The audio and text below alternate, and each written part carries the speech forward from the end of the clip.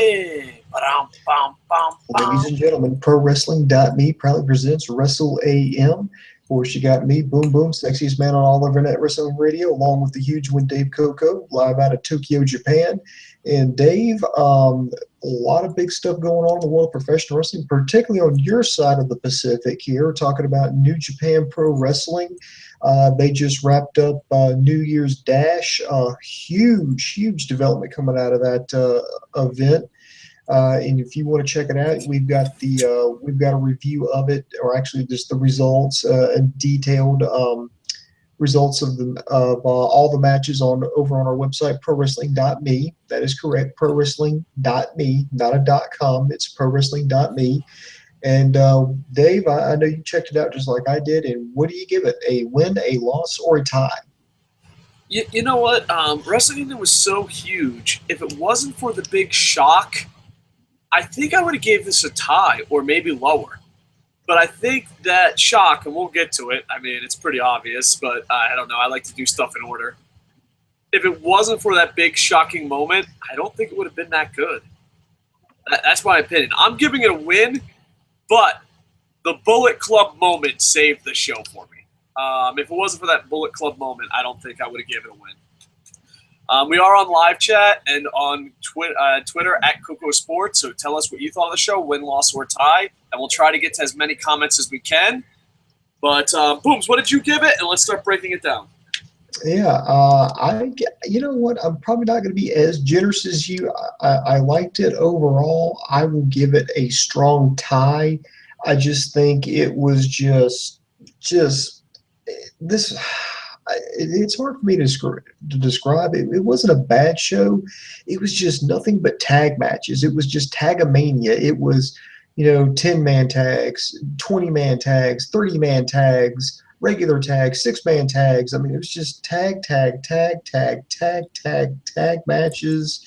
There was only one title defense at the event. I mean, yeah, there was a huge, plot development, which we'll get to in just a little bit. But I was just like, guys, I mean, give me a fucking ladder match. Give me a fucking singles match. Give me I don't know about a ladders match, but yeah, definitely more single matches. I mean, just wanted something different. I mean, it's, so to me, it was just, after a while, I was sitting there thinking, my God, how many people does New Japan have on their fucking roster? Because they were having I'm dead serious. They were having 6-man, 10-man, 8-man tag matches, and I guarantee you they still had about 10, 20 guys back there they could have put out there and had more matches with. Yeah. So, but I agree with all those points, but that we'll get to it. But that big thing was huge. All right, let's start breaking it down. We're reading off ProWrestling.me. So they do live coverage of all the events, and hopefully we can keep it up. And in 2016, we can make the website grow. Booms, let's break it down. Now, I just want to say something. I apologize, Booms. I'm like handing you the ball and taking it away. Handing the ball, taking it away. I just Yoshi-Hatshi'd you. This review might be a little bit faster, but we have a lot of Q&A, just because it's hard to break down 10-on-10 matches. But Booms, do your best. All right, here we go. Here we had this first was a 10-man tag match. It was Yoshi-Hashi Fujiwara, Jushin Thunder Liger, Cheeseburger over from Ring of Honor, Tiger Mask 4, and Komatsu Yuhei versus Shiro Kushinaka, Yuji Nagata, Nakashin, Ryusuke Taguchi, and Sho Tanaka. The only thing I really remember about that is the crowd was popping hard for Cheeseburger like they did the previous night at Wrestle Kingdom 10 in the New Japan Rumble. They were popping big for him. They had some of the young, and I kind of like this. This would the idea of it is you take the young boys or the young lions, excuse me, those are their rookies, their trainees in New Japan, and you mix them in with these older veterans like Fujiwara, and I think everybody just benefits from that. Ultimately, it was Shiro and then Yuji Nagata, Nakashi, Taguchi, and Tanaka was the team that got the win. Everybody, raised hands at the end. Good show of sportsmanship. Cheeseburger got clocked. God bless him, but the crowd's really behind him. So it was just your standard, 10-man match mixed with young lions and veterans. So I think it was a decent way to start off the show, but I wouldn't really go out of my way to watch this match. Yeah, first off, mad props from Cheeseburger coming out at Wrestle Kingdom 10 to where he is now. I've never seen someone, well, that's not true, but I've never seen someone at his level, like, he's kind of, enhancement talent, get over so much. It was like, who the fuck is this guy? To we absolutely love him. And it was very entertaining. And this was 2 days, man. The Japanese fans are loving this kid. Yeah, and hopefully, and not only that, but like I like at the end because there was a lot of legends where they all raised their hands, but poor Cheeseburger still got beat up. And maybe it'll be Cheeseburger versus the legend. Because here's the thing, Japan loves sending out legends, and Cheeseburger would be the perfect opponent for him. He's funny, he's light, he sells. You know what I mean? I think Cheeseburger could find himself a full-time job in New Japan, just being a comedy act for the legends. This was just legends. I hate to compare him to this, but do you think you could see him taking like a role of like what Hama used to do? A little bit. It just, maybe, but Hama would be at a way higher level than that. But yeah, I understand what you're trying to say. I think his popularity might reach at the Hama Mania level. I don't know about that, but I see the comparisons, but I don't know if he'd ever reach that. I'm thinking he would be a better version of Captain New Japan. That's what I would see him as, a better version of Captain New Japan. And the only thing is, I think, Nagata is a legend by age. I think he can still have great matches. I think, Nagata is thinking about retirement. He's really a celebrity. He told people he's going to be the oldest IWGP champion ever, and it's just not working out for him. But to me, he still has some gas in the tank, man. I think I would love to see him still put on great matches. I mean, obviously, I don't know about being a champ, maybe a transitional champ, but being stuck with the young boy legends, I think he's too good for that. Not that he's not a legend, but you know what I mean? He's still got gas in the tank is what I'm saying. Do you understand? Yeah, I understand. Okay, next. All right, next we had just a basic tag match. We had the tag team of Matt Sydal and Ricochet taking on Dave Finlay and Jay White. Of course, both Finlay and White, young lions. Finlay is the son of Fit Finlay, and Jay White, a New Zealander. I think it was a good showing by the young lions. I mean, obviously, the Sydal and Ricochet are an exciting tag team. The Japanese fans are solidly behind Ricochet. They were chanting his name. You have no idea how much people love him here. Oh, they love him. I feel bad because Matt Sydal is definitely Robin in this Batman-Robin combo. And not even a good Robin. One of those Robins you question your sexuality when he runs out with Batman Robins. True. But, of course, this ended with a double shooting star press in stereo on both of your opponents, double pin. They still get the win. A lot of respect shown between these two teams, especially with the veterans to the young Lions. I'm expecting to see some good things out of Finlay and Jay White. The only thing I would tell Finlay is to go find a tanning bed. That would definitely be one. Jay White, no complaints about these guys. I like these kind of matches, so I thought it was great. I think everybody looked good in this match. A lot of high octane offense by Sydal and Ricochet. It's worth checking out.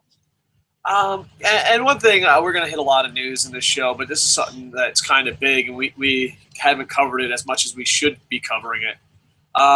New Japan basically uses a lot of WWE's business plans. New Japan World is basically the network, and they just started their own NXT program. So that's going to be interesting to see what happens. And Ricochet is a god. That's it. He's the greatest human being to walk planet Earth. Finlay, Jay White, a lot of people, English-speaking fans, Japanese-speaking fans, are really high on these guys.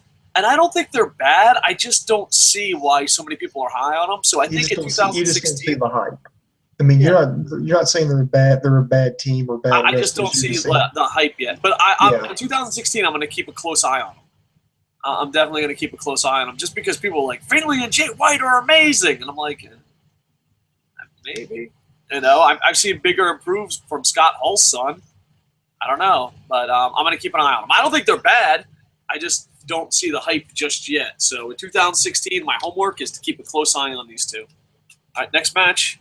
Next match, there is an error. There was one singles match, and this is it. It was Jay Lethal taking on Juice Robinson. Of course, Juice Robinson's the former C.J. Parker from NXT. He had a decent showing, and I can tell he's improved a little bit since he's been in Japan. Now, granted, he hasn't been there too terribly long, but I've seen, I saw a little bit of improvement with him. Jay Lethal looking great. I think the crowd was kind of impressed by his offense, and they really loved his finishing maneuver, the lethal injection. I think even Yoshi-Tatsu on commentary said he would steal that move. Yoshi-Tatsu, I love you so much, but oh god, get back in that ring. Yeah, but there wasn't. Here's another complaint, that I had about this. And I complained about this the other night when we did the Wrestle Kingdom 10 review. Is that I hated that when we present like the United States wrestling, particularly with the Ring of Honor guys, they do like the outside interference, they do the shenanigans. Because I'm like, I understand that's what we're kind of known for, around the world about our wrestling is, the outside interference. The shenanigans. And they did it again. You had Truth Martini getting involved. Juice Robinson sent him for a ride on an airplane spin, but this distraction was provided to be enough distraction for Jay Lethal to get the upper hand, hit him with a cutter, then foot back, hit him with a lethal injection, got the 3 count. Overall, I think it was a decent match. If you're a big Ring of Honor fan, or if you want to catch up and see what C.J. Parker is up to, I think it's worth checking out. Dave, do you kind of share my sentiments about the shenanigans? Maybe they need to at least, the American wrestlers need to kind of throttle back on that since they're in Japan, not depend on those kind of finishes. And I think the heels have to too. Like AJ Styles is the only one that gets it. Like people come here and are like, oh, I'm an American, I gotta be a heel, and that might work for an NWA manager here and there, but Jay Lethal, you're too good of a wrestler, and shitty Kenny Omega, not good Kenny Omega, but shitty Kenny Omega. No, you got to put on good matches here. I know, I don't know the situation. I was live at Wrestle Kingdom, but watched this on the New Japan Worlds. And when Jay Lethal had his match at Wrestle Kingdom, no one gave a shit. It seems when watching on TV, it seemed like more people cared about him, and that's good because I want to see Jay Lethal. But I want to see the real Jay Lethal. I want to see more heels like AJ Styles. We're like, I'm a heel, but I can still fucking wrestle. Not I'm a heel. I came down with the Christopher Daniels disease. So I was happy for Jay Lethal. Let me ask you this real quick. What do you think about Juice Robinson's improvement in the ring? I was just about to bring that up. Thank you for asking. When it comes to Juice Robinson, I just respect this guy. He had a guaranteed job in WWE, took a chance and went to New Japan. He almost got a guaranteed to be in Bullet Club because, God forbid, you just have to be a fucking foreigner. But he chose not to. I don't know if he's going to make it in his career, but he's made some ballsy decisions. And I hope he does. And I think he's really improved. I think the ballsiest decision he made is when he asked for his release from NXT to go on the independent circuit and worked, said I wanted to go to Japan, and he somehow managed to get on with New Japan. So I think that was a ballsy move, and I think, not joining Bullet Club is a tip to hat. Like if you're a foreigner and you wrestle in Japan and you're not in Bullet Club, I just respect you more. I'm sorry, I just respect you. It's like, all right, you're making it on your own. It's like fucking Jesus Christ. Prince Devitt has to hold all your fucking hands. Sorry, man. I didn't mean to go off on Bullet Club like that. But holy shit. Actually, it's the appropriate time to say stuff about Bullet Club because that was actually the next match. All right, before we go to the next match, I got a question. We had a big debate, and I missed it. And a lot of people are arguing. I'm going to let Boom Boom, you're the judge. Okay. People on PWME are saying it was a non-title match, and if it is, I have to throw Ring of Honor and New Japan under the bus. But you're saying that was a title match. Was this officially a title match? No, it was not officially a title match. I aired on that. I was looking at the Raw results. I thought they were talking about when I clicked on it. I thought they were talking about Wrestle Kingdom 10. I was like, yeah, Jay Lethal totally defended Okay. against Michael Logan. And then I looked down. I said, oh shit, I actually because I was going back and forth between articles, and I just when I was on I had multiple windows open. No, no, no. I understand. We all make Yoshi Tatsus, but Yes. here's the thing. I bust TNA's balls. I bust WWE's balls, and I don't defend companies. I defend ideas. Ring of Honor and New Japan. This being a 9-title match. Fuck you. I don't care what company you are. I don't care if you're Lucha Underground. I don't care if you're New Japan. I don't care if you're Dragon Gate. I don't care if you're WWE. Non-title matches are bullshit. I can't go on WWE and be like, oh, fuck you, WWE, and not say fuck you to New Japan. I'm not that guy. I am fucking anti-non-title matches, especially when a champion fucking wins. I just hope if I can make a movement before I die, that sounded like a poop joke somewhere, but if I can make a movement before I die, I want fans to force all their favorite companies and wrestlers to get rid of non-title matches. It's just bullshit. You might as well have had a fucking 10-man tag team match there. All right, go ahead to the next match about the old Bullet Club. Okay, I know I agree with you here. Let's see. Next match was 10-man tag. You had Togi Makabe and Hanma, Hiroshi Tenzan, Satoshi Kojima, and Kushida versus the Bullet Club, being represented by Carl Anderson, Doc Gallows, Yujiro Takahashi, Tama Tonga, and King Haku. This broke down really quick. This turned into like just a 10-on-10 brawl. Bodies were flying everywhere. Eventually, the former champions got their revenge on the current champions because Anderson and Gallows totally laid out Hanma, hitting him with the magic killer, getting the win. Hanma sold it like a motherfucker, man. He did not move for like 5 minutes after that. They had to carry him out. It was just a hard-hitting match. A lot of spots back and forth. I like this because it kind of got the heat back on the Bullet Club, particularly on Anderson and Gallows. I'm interested to see where they're, with current events, where they're going to go with all this. So, but if you're a big fan of the Bullet Club, or you want to kind of see Team GBH, that's Makabe and Hanma's tag team, see where they go from there, I think it's worth a watch. Yeah, and I got a nostalgia pop for King Haku. I don't know how long the nostalgia pop is going to last, but I enjoyed it. And I don't want to be negative, but dear English commentary team, this ain't your fucking vacation. It's not, I'm friends with the boys, look at me. Put over fucking the New Japan product and not your fucking friends. Actually, the line of the night came from that match. It was Yoshi-Tatsu. God bless him. I do, the greatest guy in the world. Horrible commentary. Bullet Club comes out, and I swear to God, I am not making this up. You can look this up on New Japan World. You can look it up. He goes, when did King Haku join the Bullet Club? Was it like last night?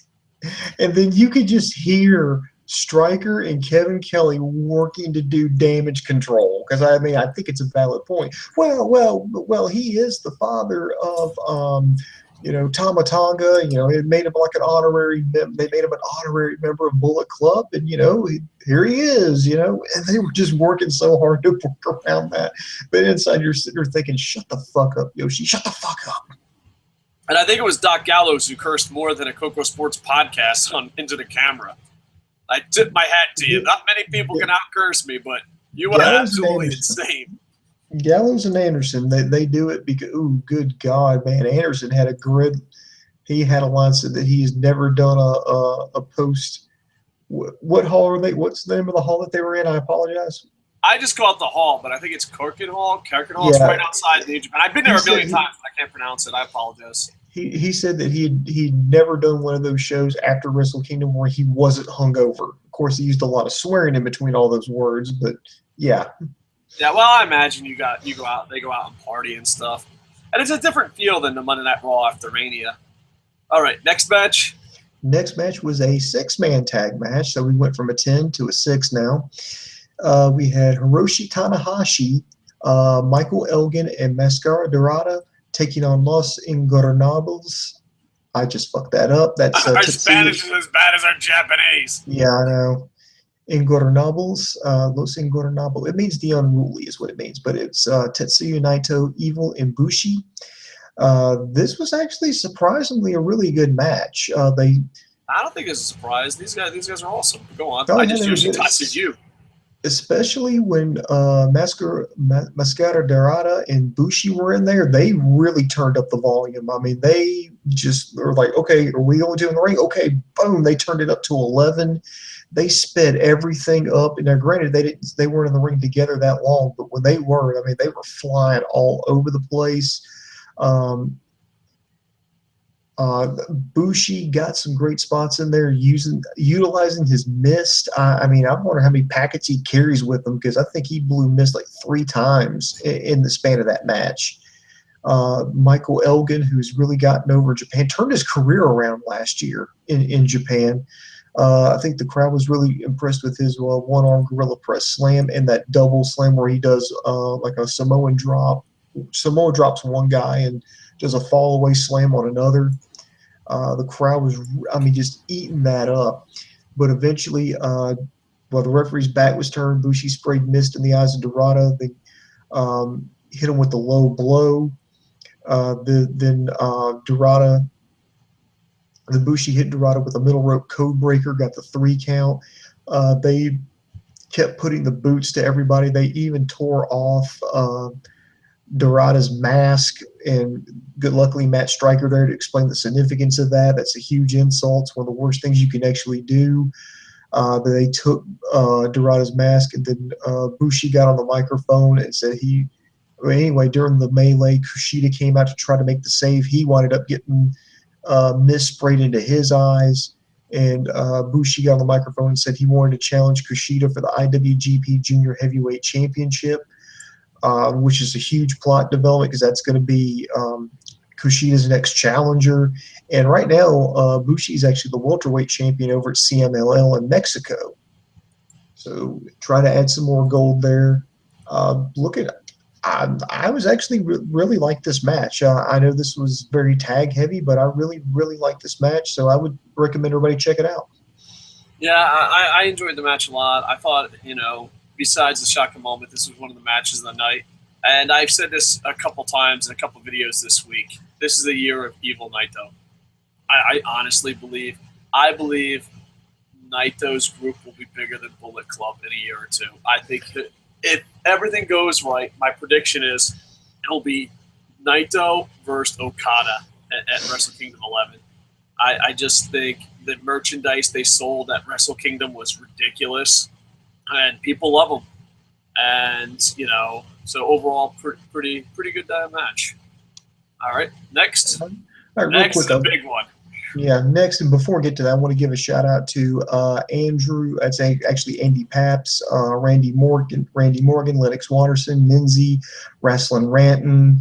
I think for staying up late with us and watching us online here. So we got the chat up and running. We'll get to your comments in just a second, but we're going to get this out of the way. So stick with us here. Next is the tag match that everybody's talking about. It was, Bullet Club versus Chaos. Bullet Club, AJ Styles and Kenny Omega taking on Yoshi-Hashi and Shinsuke Nakamura.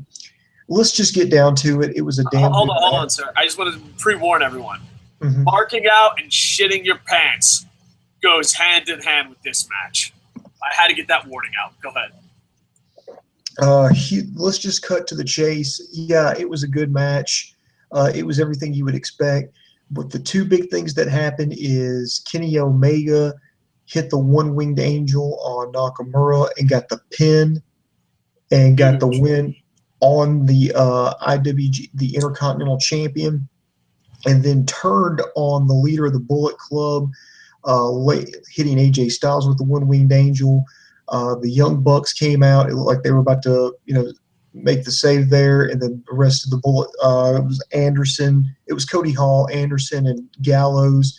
There was a little bit of confusion. The Young Bucks super kicked AJ, and then Kenny Omega basically just said, "Okay, are you with me?" Whatever. And eventually the rest of the Bullet Club conceded, and they put the boots to AJ Styles. It was relentless. Just when you thought it was over, Kenny Omega came in and hit AJ Styles with his own finishing maneuver, and announced that they had fired AJ Styles. That Omega is now going to move up a weight class, and he's challenging Nakamura for his Intercontinental title. They eventually left. Styles managed to get to his feet, and then made a bow to all four corners to the audience. Huge, absolutely fucking huge development there. Dave, I don't know really where to begin, so let's just get it down here. You knew this was coming because of the news that's come out. How are they going to write AJ Styles off? Okay, that makes sense. How are they going to write Nakamura off because they're getting ready to? The only thing I didn't like about this was I think they could have set it up to get rid of Anderson and Gallows. As you could have had Omega go, "Are you with me? Are you with me?" and have Doc and Carl Anderson be like, we're not so sure about this, and kind of play it along. They're on the fence about Kenny Omega, being the leader and the new direction of the Bullet Club, and you could eventually, and if they sign with WWE, they're like, what the hell with this? We quit. You can't do this to AJ. Or if they stay, then yeah, for life. Too sweet me. I really feel like they dropped the ball, but I do like the fact that they wrote off AJ Styles, and I do like the fact that they've got a new challenger for Nakamura. They're making Kenny Omega step up. Kenny Omega, you better be good, brother. Oh yeah, you better be. I just don't. Do you buy Kenny Omega as the new leader of Bullet Club? All right, hold on. There's so much to talk about here. I'm going to get to your question. But first off, Kenny Omega pinning Nakamura, just unfucking believable. Never. Like, if you went back in time and said, "Oh, Kenny Omega's going to fucking," even with all we know about the WWE contracts or rumors of WWE contracts, everything we know, I'd be like, no, there's no fucking way Kenny Omega's pinning Nakamura. And I was just completely fucking shocked. Then the turn on AJ Styles, it was like pop after pop after fucking pop. And I love Kenny Omega. I watched Kenny Omega wrestle in front of fucking 12 people. All right? Kenny Omega is absolutely amazing. The problem is sometimes he's like, "I'm a heel. I'm in the Bullet Club." And that's what us in Japan nicknamed Shitty Kenny Omega. When Kenny Omega isn't being shitty Kenny Omega, he's one of the best in the world. The problem is he's like, "Oh, I'm a heel." So I'm hoping with him as the leader of the Bullet Club, or whatever's left of the Bullet Club, I pray to Funk that it's the Kenny Omega we know and love. Because when Kenny Omega came to New Japan, I marked out like a motherfucker. And then when he cosplayed as Scott Hall, it was the most heartbreaking thing ever. And then he was shoving flags up people's asses. And I was like, dude, no. It was a Scott Hall fucking fan fiction fucking nightmare. But with that said, Kenny Omega has the skills. Just don't be shitty on Kenny Omega. Please retire shitty Kenny Omega. I hate to say this because I love Prince Devitt. Prince Devitt, when he turned heel, stepped down his game. He got a little bit of Christopher Daniels. AJ Styles never got any of Christopher Daniels. He's like, "I'm a heel, fuck you, I'm still putting on 5-star matches. Suck it!" You know what I mean? Like, he didn't give a fuck. Kenny Omega, you are the leader. You are one of the greatest goddamn wrestlers in the world.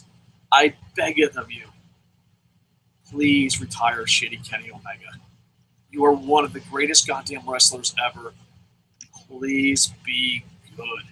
I know you can do it. I know, there's a thing. It's called the Christopher Daniels disease. I don't know if you don't know what the Christopher Daniels disease is, but it's when you turn heel, you forget how to wrestle. You're like, "I'm a heel, get it? I don't wrestle." No. You're the leader of the goddamn Bullet Club. The fucking T-shirts. You're following the footsteps of Prince Devitt, AJ Styles. Kenny, you have the talent. just throw away shitty Kenny Omega. Matter of fact, go like this. When you're about to do something, be like, would AJ Styles do this? You know, like get a little bracelet that says, would AJ do this? And then you're like, you know what? Should I fucking fight Funky Weapon and shove flags up his ass? No. Look at the bracelet. Look at the AJ Styles bracelet or the AJ gloves. I don't give a fuck. Just remind yourself and be like, no, I have a fucking responsibility for a fucking t-shirt selling machine. No, Kenny Omega, I absolutely love you. And AJ Styles, the bows, the leaving. I'm not that shocked that he's leaving. Like, even before all the WWE rumors, I was just expecting him. This was the end. Thank you from the bottom of my heart.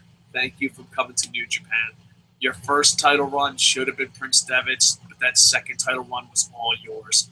And from the bottom of my heart, thank you for being a great heel while still putting on great matches. Bring, Seth Rollins. Did you hear that? Click. No one wants Christopher Daniels' disease. Yeah, Dave, no. I guess we need to just – we're going to have to talk about it right now. I know we should probably say, but hopefully we won't spend too much time on this. But let's talk about the big signings here. Here's what I know, Dave. As of right now, none of the four, and we're talking about AJ Styles, Nakamura, Gallows, and Anderson. Officially, nobody has signed. Officially. Now, they may come – WWE.com is reporting on the old rumors, so – yeah, they may be this close to putting pen on paper, but as of right now that they haven't. That we know of. Let's put that. Yeah, that we know of. They've not officially signed. What I know is that AJ Styles had been working in New Japan without a contract for some time. Now, that doesn't necessarily mean anything bad. That just means he's free to look for other employment whenever he wants to. He just has to give notice. Nakamura, I know that he still has obligations in New Japan and with Ring of Honor at least through February. I still don't know the obligations of Anderson and Gallows. I know they're probably still going to have to be there at least till mid-January. Can I just say something? Mm-hmm. I don't even want to put Doc Gallows in this conversation. Like, it's so unfair. Machine Gun Anderson, yeah, I care about. AJ, I care about. Nakamura, I care about. Doc Gallows, go, stay. Who gives a shit? Like, every time I see a headline, they're like, you can get Doc Gallows in WWE. Oh, no, Doc Gallows might. Who gives a shit? Really, Doc Gallows just retired. I'll disagree with you on that point, Dave. But here's what one other thing that I've learned here is that, and granted, these are all just rumors. Take it for what it's worth. Right now, why a dollar amount has not been disclosed about how much these guys are getting paid, from what I understand, it's actually big enough to where they're not going to put, at least not AJ and Nakamura, they're not going to run them through NXT. They're going to move them straight up to the main roster. That's the rumors. Yeah, WWE is pissed because, well, they leaked all this shit, so fuck them. They're pissed because they wanted AJ Styles to be the surprise entry in the Royal Rumble, which would be huge. Nakamura. I still think it's huge. I don't think it takes anything away from it. No, I still mark out like a bitch when AJ shows up. And see, here's another thing, and some things that actually shocked me about this is these guys. I never ever thought in my life that WWE would ever sign somebody like AJ Styles, and I don't mean that in a negative way, but AJ is older. I mean, he's 38 years old. He's not that big. Well, Nakamura's in his 30s too, but he's so old. Oh yeah. Well, AJ is 38, Nakamura's 35, Anderson's 35, and Gallows is 32. This is not typically guys you want to sign. Now, I think it makes. Well, here's my thing: the fact that we're like, wow, they're bringing in new young talent, and they're all in their 30s. That's not a good sign, WWE. Maybe you fucked up somewhere along the way. Yeah, but here's my thing. I think. And this is kind of a question here, David. Do you think this maybe signals like a change in WWE's hiring practices? Because normally they wouldn't, with the age issues or height issues or whatever. You think they're starting to value, WWE may actually start to value actual talent versus, okay, this person looks good. It looks like they belong on the cover of a fitness magazine. You know, do you see that In as my just like, opinion, I think there's a war. I think, like, and I so don't know you what's see it, factoring it. I so think you there's see a it, war. I think so it's you see Vince it as like a McMahon and raid. Don versus Triple H. So you I see think it as a Triple raid. H. Go ahead. You see it as a raid on New Japan's roster. A little bit, but not as. Yeah, it is. Here's another thing. This is something that, I mean, you kind of touched on it yesterday, but we really didn't hit it hard. You know, I don't think it's any coincidence that, WWE launches the WWE Network in Japan, and then all of a sudden they announce, hey, we're going to sign all four of these guys. I mean, do you think that's just a ploy to get some big name stars from Japan over to WWE to get the Japanese fans to go, oh, I want to see what they do in WWE. I guess I need to subscribe to the network. Oh yeah, definitely. It has to go hand in hand. I mean, and also a big factor is in Mexico, Japan, and India is where they're not number one by a landslide, so they have to care and all that. But it's just it's the only real competition they have, so they have to win those countries. But yeah, I don't know. A lot of people expected me to be mad that Nakamura left, but I shared a story yesterday. I remember when Kenta left Noah, I was really pissed. I had like an American attitude about it. I was like, how can you fucking leave us? You betrayed us. It's a very sports type attitude, a very American sports type attitude to have.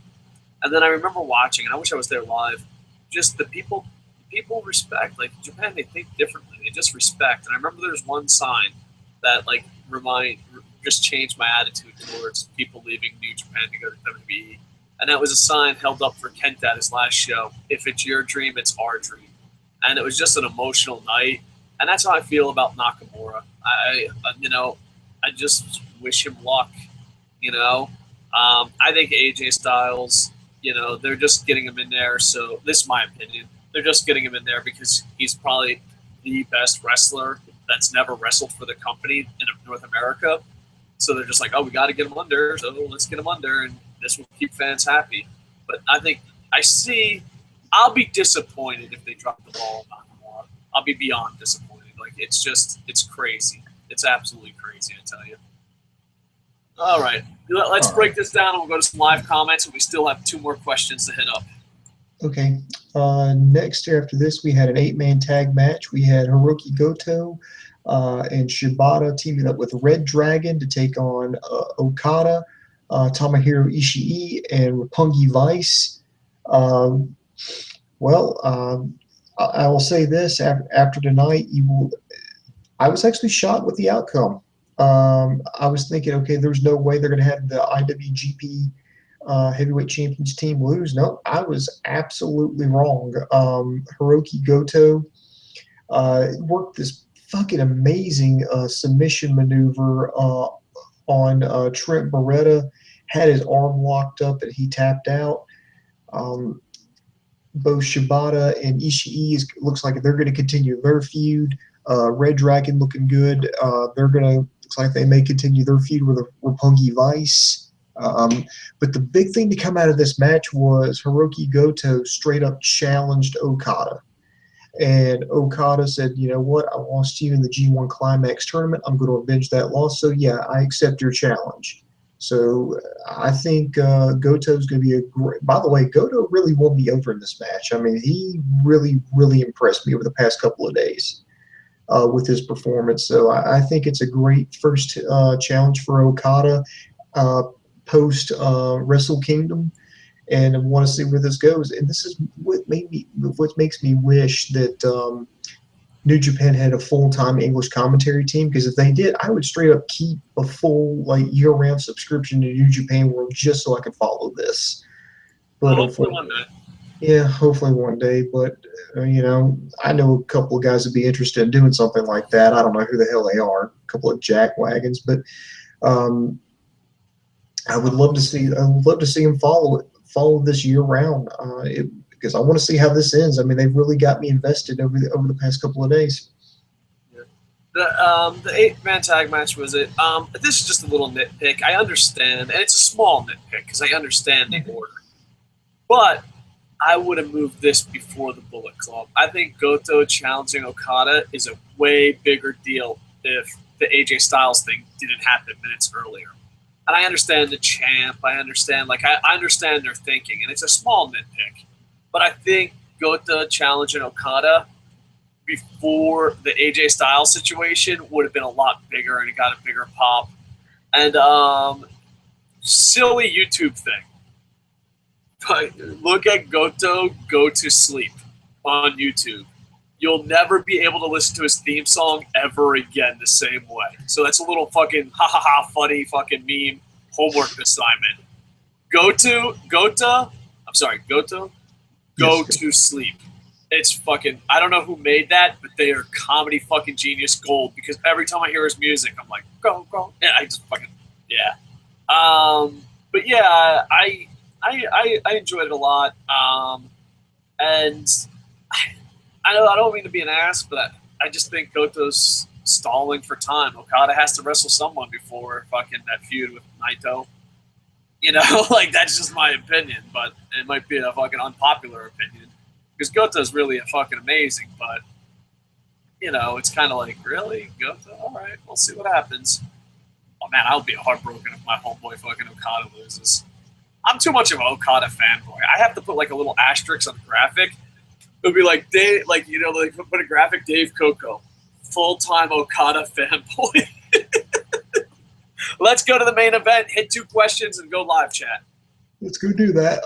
Next, we had the main event. This was the only title defense to take place on the show. You had the newly crowned IWGP Never Openweight 6-man tag team champions, Toru Yano and the Briscoes, taking on the Bullet Club. Of course, this was represented by Bad Luck Fale and the Young Bucks.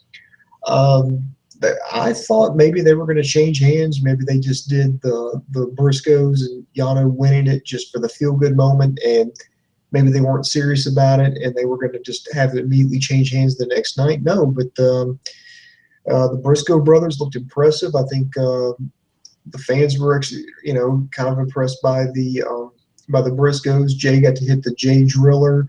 Mark followed up with Froggy Bow. They got the pin, got the win.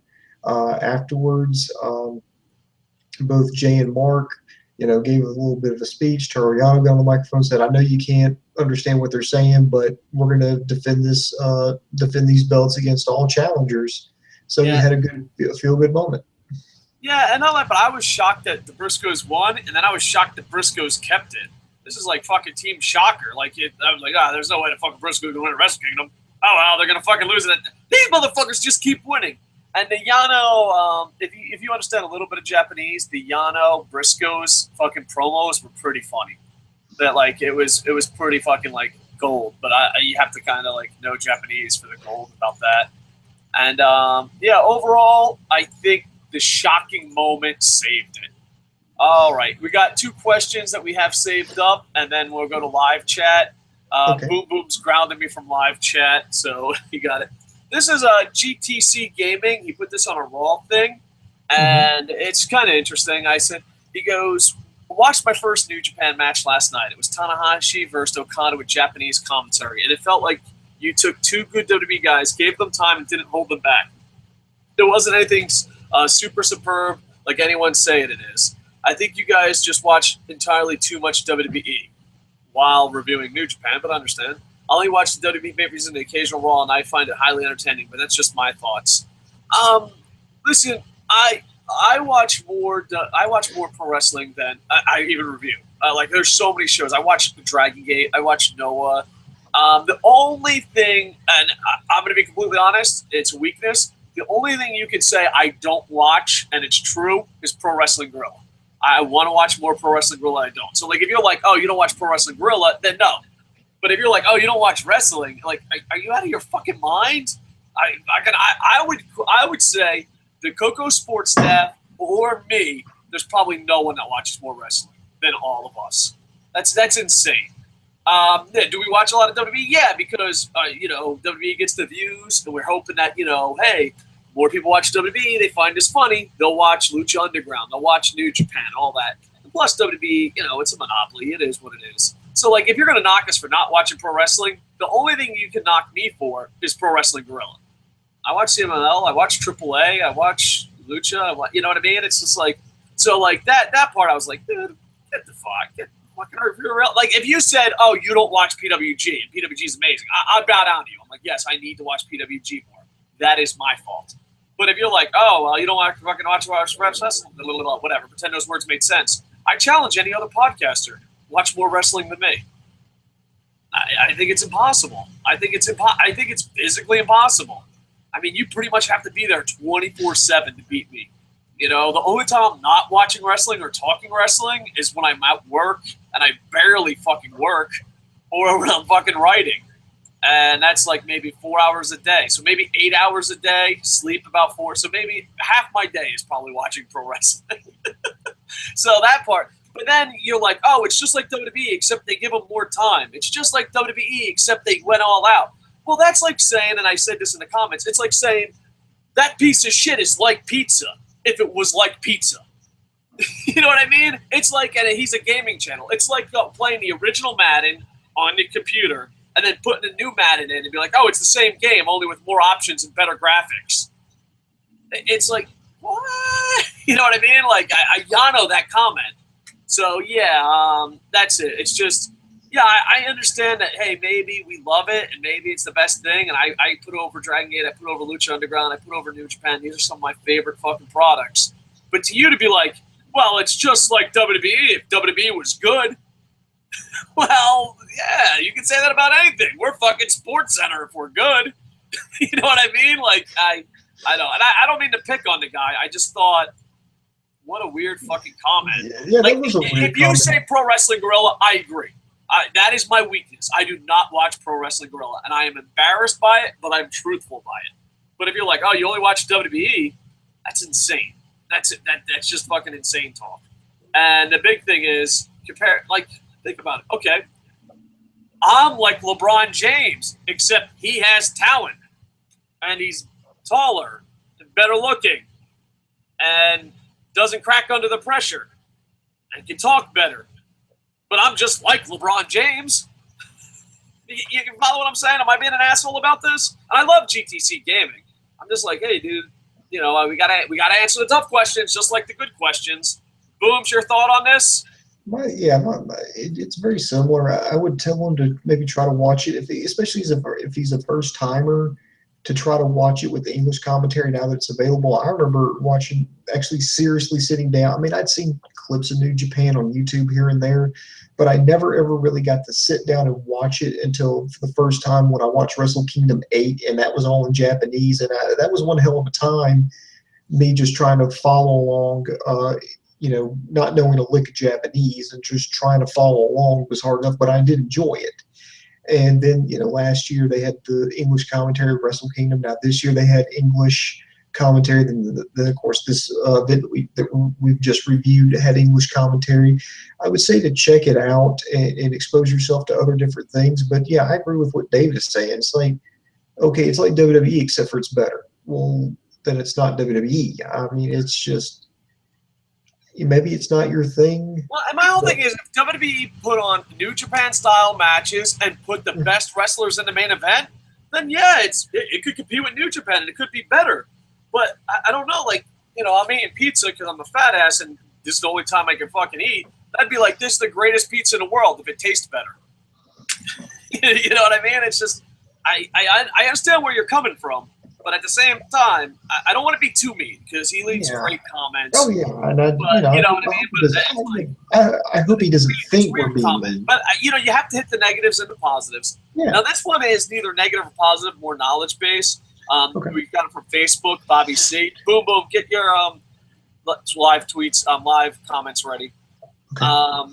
He asked me, I'm sorry to don't worry about bothering me. I try to be as interactive as I can. We're a very small channel. I'm not very good. I try to interact with as many people as I can because, you know, I know a lot, you know, we got like 6,000 plus subscribers, and I'm going to be completely honest with you. We do not deserve any of this. We are not that good. And so, like, when you're not that good and you're lucky, it humbles you and you try to get it. So don't worry about bothering me with questions. Yes, since living in Japan, what's the big difference between wrestling with Japan and wrestling in the United States? And I'm going to try to break this down simply.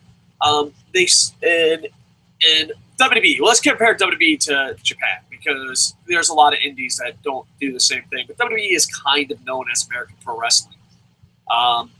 They're more entertainment. They're more sports. You know, and it's a huge difference as far as that. As far as the fans go, the fans in WWE, they are pretty loyal. I know the ratings have gone down. I know the attendance has gone down. But still, you have your diehards that are still pretty loyal to WWE. But they just boo and complain. Where in Japan, they'll just not show up anymore. Like, they don't boo. They don't complain. They just don't show up. You could ask All Japan about that. All Japan was on top of the world at one time. And they don't do, you know, there are a few.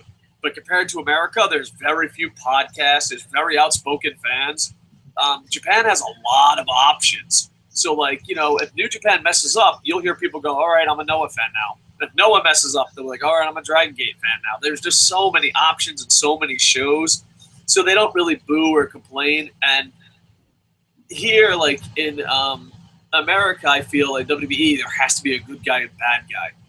It's not like that in Japan. I mean, they do have heels and faces, but they just pick their favorites. If Naito's a heel, Tanahashi's a heel, Okada's a heel, they don't give a shit.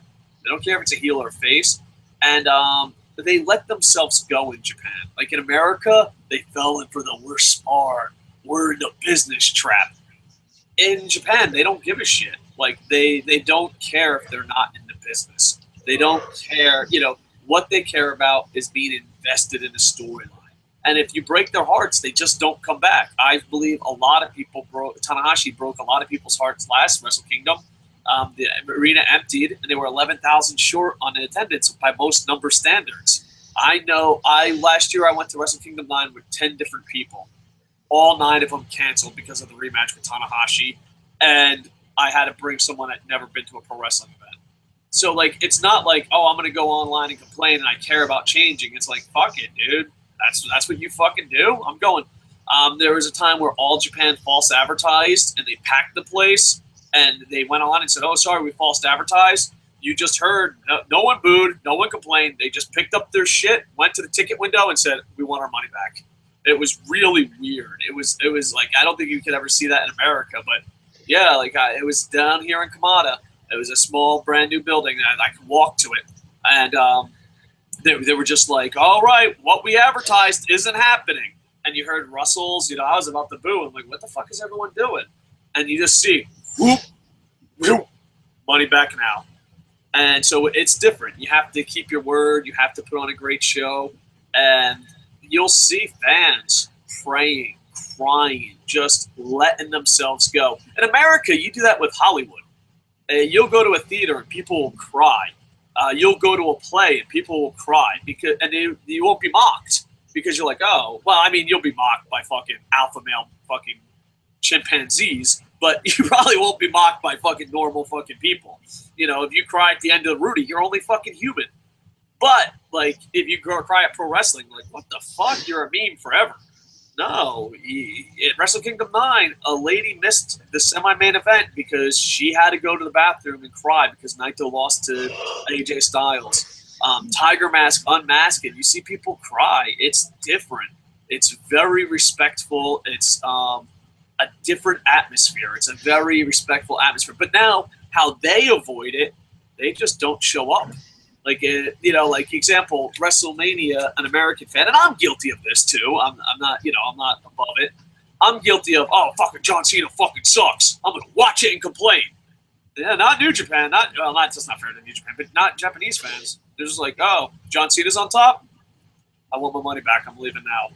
There's too many fucking feds. I got shit to do. There's too much entertainment in this city. You know, so it's a lot different. It's a lot more respectful. And it's a lot more knowledgeable. Like, if you go to a random event in WWE, they're not going to know who fucking Prince Puma is. They're not going to know. You know, you go to an average wrestling fan in New Japan or, you know, at the Tokyo Dome, yeah, they know a lot. They really know a lot. So they're very – and that's one thing about Japan, not just pro wrestling. One thing I love about living in Japan that I kind of don't like in America – is here it's okay to be passionate about your hobby. You know, like you couldn't do a podcast and be a history teacher. You couldn't give speeches to television networks on how to run fucking their social media and fucking do a podcast about wrestling in America. But here they're just like, no, that's your fucking hobby. Go have fun. That's your passion. Go love it. They work very hard, but they take their hobbies and passions very seriously, and no one mocks them for it. It's great. Like, here's an example. I love boxing, MMA, sumo, pro wrestling. And if I tell that to an average American, they're like, you like pro wrestling, MMA? You know it's fake. Not once have I ever been mocked in Japan. They're like, yeah, you like MMA and pro wrestling. That's cool. So those are the big things. And they're very knowledgeable, very respectful. And that doesn't mean they don't speak. They speak with their dollars, you know. And sometimes the myth of Japan fans are way bigger than they really are. And I think, you know, oh, well, Japan fans find this feud amazing. All right, Dave, you ready to get to the comments? Yep, let's get to the comments. Did you want to add anything? I know you don't live in Japan, so it's an awkward thing to add. I really can't add. I mean, you've said it. I mean, you live there. I mean, you know the firsthand differences, so there's really not much I could add. At least not a fair assessment, at least. All right, let's get to these comments here. So first is Randy Morgan. He says, AJ316 says, I injure people and deny accountability. What WWE talent will he injure first? To that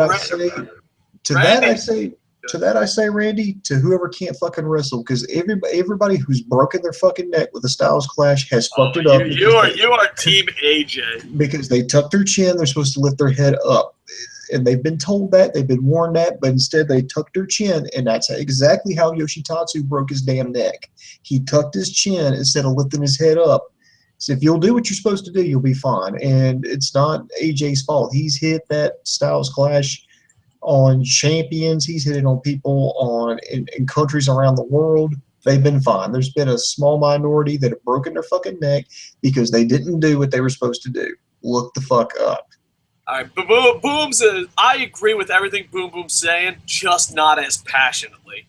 I would be shocked if they let him do the Styles Clash. And it's just a percentage-wise. And I love AJ Styles. I love the Styles Clash. And I'm going to be completely honest, I might get some thumbs downs. If I booked AJ Styles, I wouldn't let him do the Styles Clash. And you could be like, well, he has to look up. And Boom Boom is 100% right.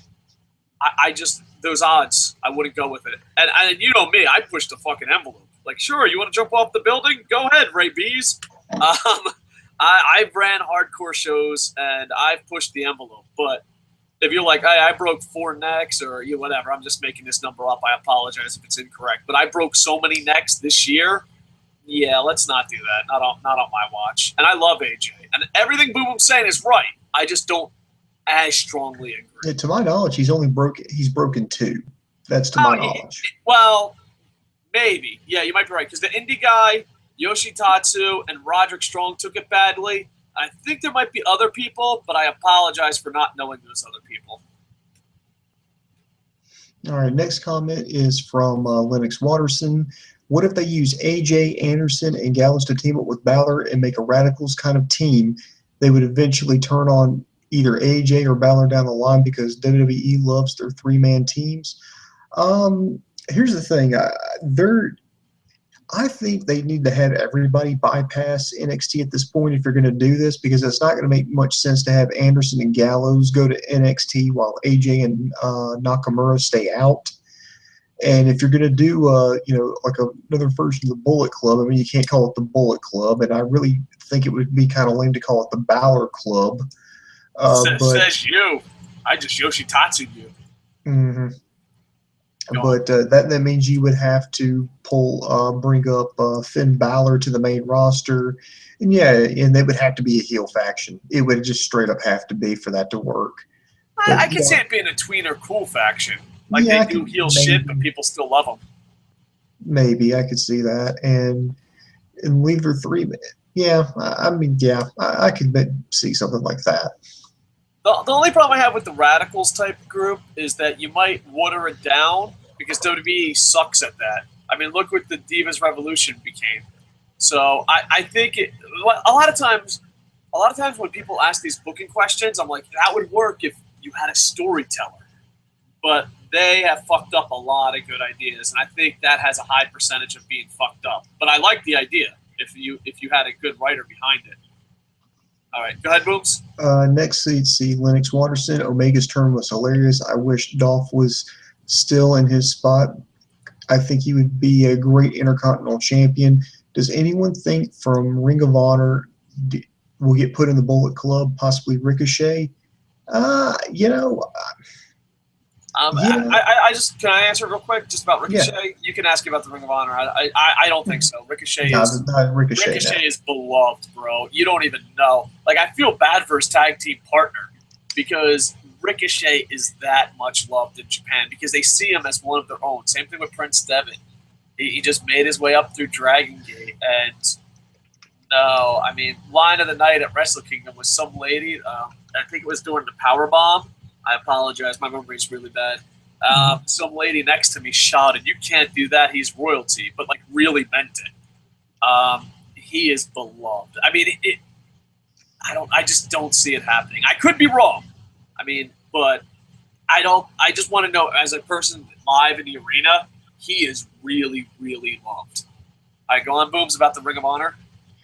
Somebody's suggesting that Adam Cole could do that. I was like, maybe I could see that working, but Jay Lethal, since they're obviously going to use him over there, I wouldn't necessarily be opposed to that.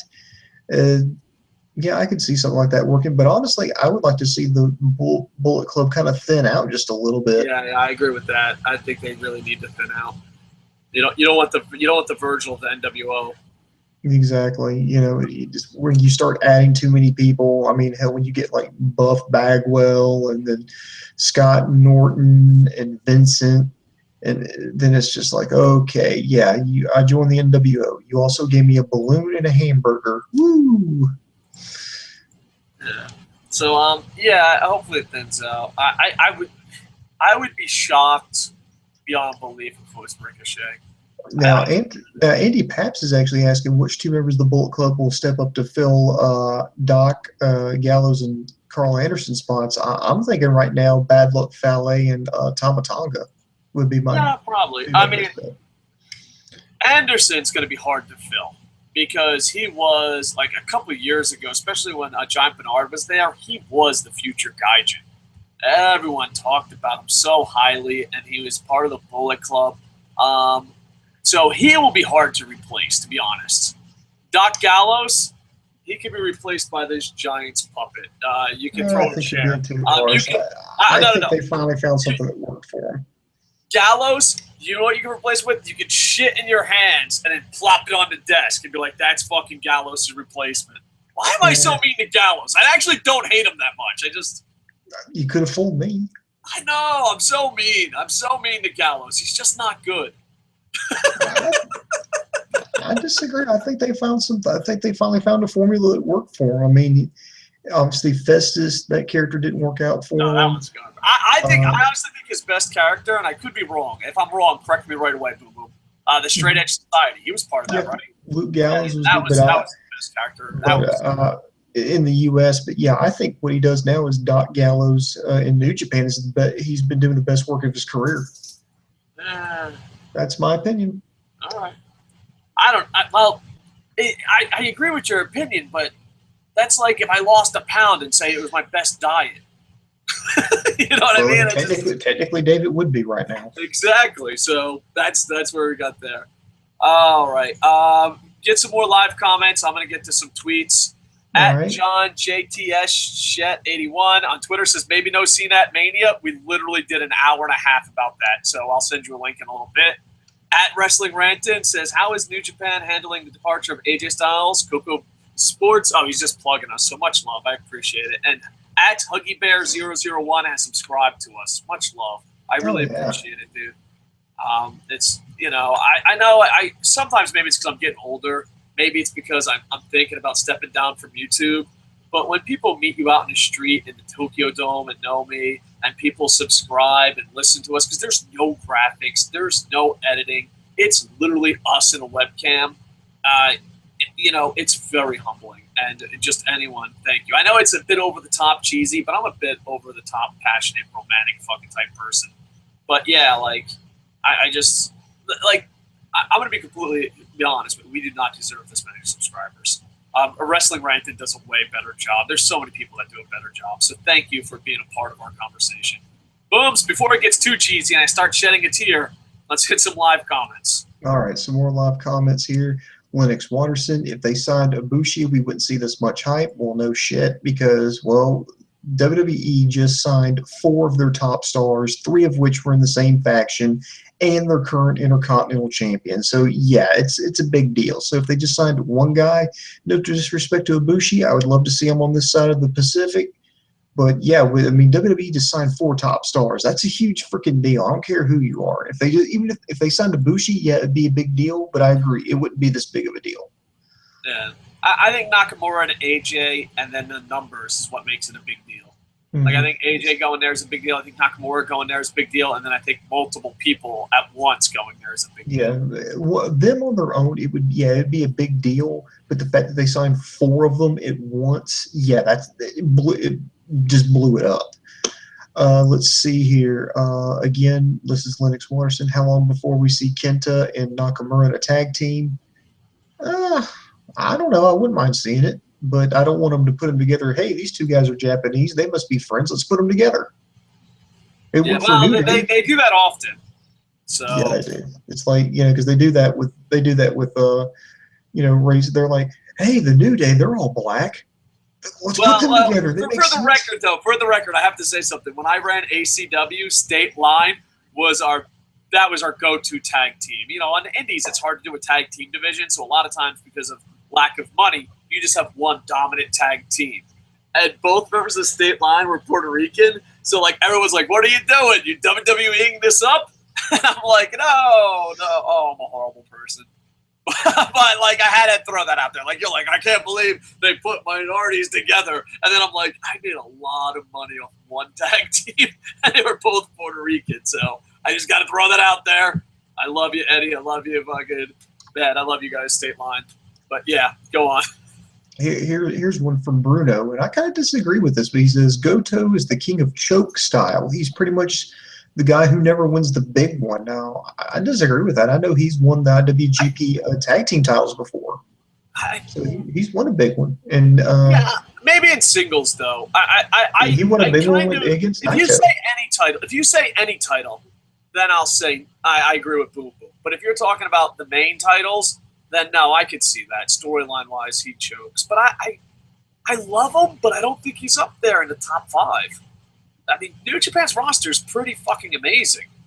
You know what I mean? So it's like, I don't know, being in my humble opinion, being in the top 15 in New Japan, where I think he's at, you're probably number 1 in most places.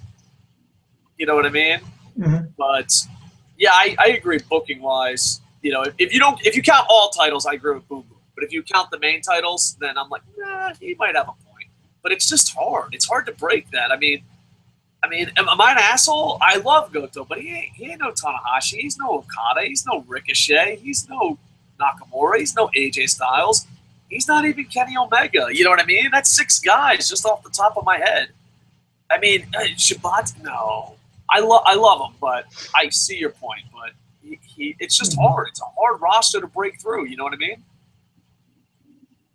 All right, real quick, I do need to apologize to Lennox Watterson. Apparently, he had a 2-part question here and only caught the second part. That was to the one saying if they signed Ibushi, we wouldn't see this much hype. So to be fair to him, I want to read what he wrote here in its entirety, so that way I'm completely fair to him. The Radicals were old when they got signed. All those guys that WCW snatched up were old when they got signed. It's not new for a company to sign a bunch of older big names. If they signed Ibushi, we wouldn't see this much hype. So, okay, for clarification, I apologize if I misrepresented you. That's a stronger point to be made. Mm-hmm. Yeah, that's a very strong point to be made. All right, go ahead. So, to that, they were. I would compare this to the Radicals.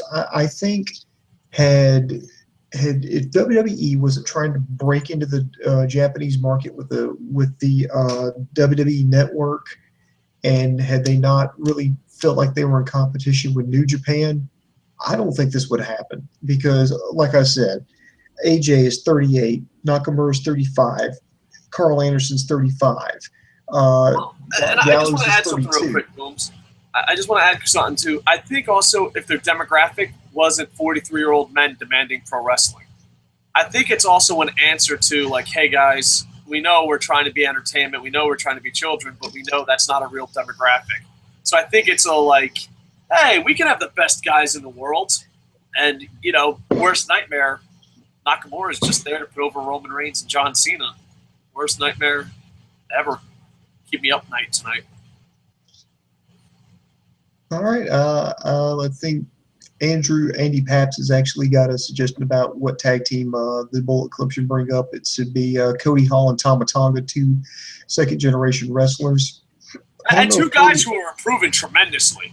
Where Tonga and Hall were a year ago, 2 years ago, to where they are now, man, I gave Cody Hall the most improved, but you could also give it to Tonga. Man, those guys, they were green as shit. Well, Tonga not as much as Hall, but they've improved tremendously.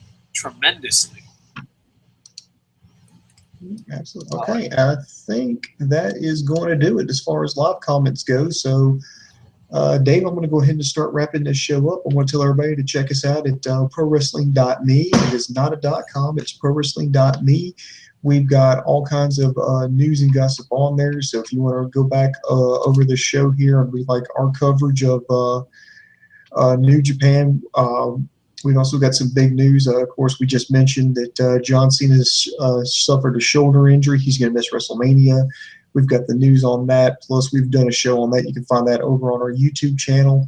We have got the non-spoiler lineup for SmackDown. We've got the lineup for TNA's pay-per-view One Night Only coming up in the next few weeks. We got news about Taryn Terrell leaving TNA. We've got it all there at prowrestling.me. Of course, you can like and subscribe to us on YouTube, Facebook, and Twitter. Just look for KocoSports.com, KocoSports.com. Let's see, Dave, what else we got coming up here? I mean, we've got some Ring of Honor. Yeah, well, I got to upload 101 LK. He did a TNA review. I got to upload that. So LK watched TNA. I got to watch TNA because a lot of TNA fans want me to watch it because I banned them from the Matt Hardy situation. I just stopped watching. I don't know if I banned them. Yeah, so there's that. My next one said, thanks, Boom. You always bring the class to these shows. Yeah, right. I'm white trash. And prowrestling.me forums. We got a new podcast coming. It'll be me and Rob. We're either going to do TEW, which is a booking game, and there's an example of us trying to take out WWE, us running WWE, or just a simple WWE fantasy booking show. Rob's a pretty funny guy. He loves pro wrestling. He wants to get back into podcasting, so we might do that. And yeah, KocoSports.net, prowrestling.me. We're hoping to do a lot more shows and grow the team little by little and improve and cover more alternatives. And, yeah, I think that's it. Is there something else? I think that's it. We got so much stuff to plug. We should, every match should be a different plug, so, it's not at the end a brush of plugs. So, this is one thing I wanted to plug. If we missed your live comment and you want us to answer it, please put it down in the comments because the chat goes away. Or live tweet us, or just regular tweet us at KocoSports. I want to interact with as many of us as you can, but YouTube, I don't really like the way their system is set up. All right, I think that's it, Booms. Yeah, that'll do it. All right, please. We did a video on John Cena's injury. Check out KocoSports.net. Check out ProWrestling.me. Coco Plays, Pumpkin Cheese, links in the doobly-doo. Check out our friends like Wrestling Ranted and LK Wrestling, and Sword Dog and Geek Essentials, and my book, February 25th. Yeah, this is, I feel bad because I made fun of the class thing. Yeah, Boom Boom has a lot more class than me. My book is about a bunch of vigilantes who put on luchador masks and go around killing pedophiles. It's a very dark book. And it comes out February 25th, 2016. I'm really excited about it, and hopefully it does well. I just want to – my goal is 2016. keep my wife happy, keep my publisher happy, keep my co-writer happy, and YouTube. Those are my goals. That's it. I'm not a very big goal guy. Just want to keep the train moving along. Booms, do you want to end this with you giving some fucking hillbilly advice? Let's see. Hillbilly advice. Let's see. If it moves, okay, there's only two tools that you need in this life. You need duct tape and WD-40, because if it moves and it's not supposed to, you have duct tape. If it doesn't move and it's supposed to, you got WD-40. All right, we'll be back shortly. Like, comment, subscribe. With that, I am over. Bum, bum, bum, ba-dum, ba-dum, bum, bum, bum.